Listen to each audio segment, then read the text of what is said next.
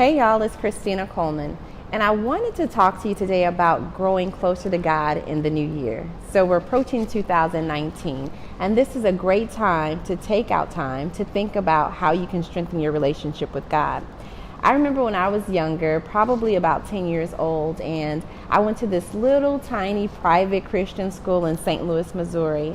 And I remember when I was 10, we had chapel, like this little church service, and the pastor was talking about God, and I wanted to know more about him, so I walked up to the altar and I gave my life to God. And my life has never been the same. Shortly after then, we had these things called tracts, and they were like these little pamphlets that talked about God, and I would stand outside the school and pass them out. And who can really resist a little 10-year-old talking about Jesus Christ, right? Nobody.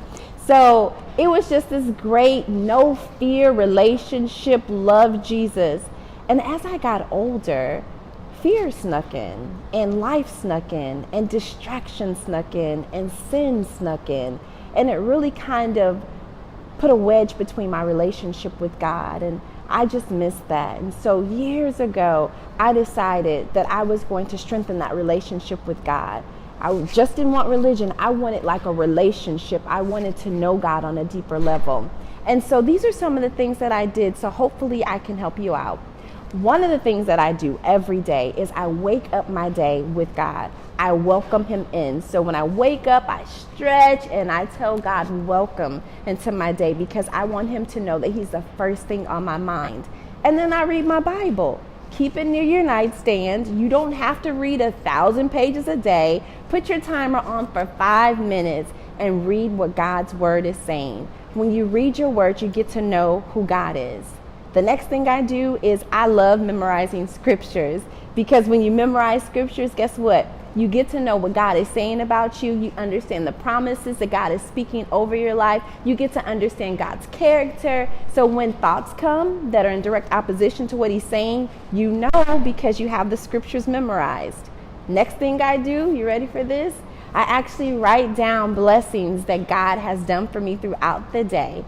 Because guess what? The devil, Satan, whatever you want to call him, is going to try to come when you're having the worst situation ever and say, oh, God doesn't love you, hasn't done anything for you.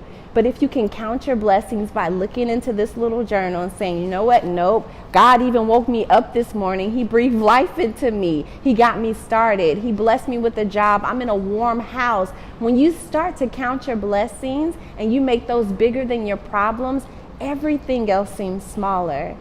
Of course, you need to go to church or get around some people who love Jesus Christ, or go to a weekly Bible study or some conferences, something, so you're always around people who are lifting you up and who lift God up and who can encourage you, and that you can encourage as well. And then what's really, really important is to get you an accountability partner. When you have those days where you're like, I just can't do it today, get someone that you can pick up the phone call that can encourage you and tell you, yes, you can do it. You can do this. And so those are some of the things that have worked in my life.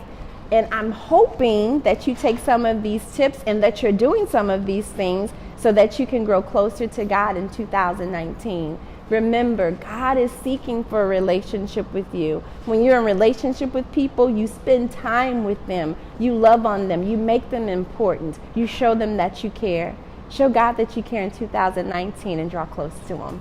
God bless.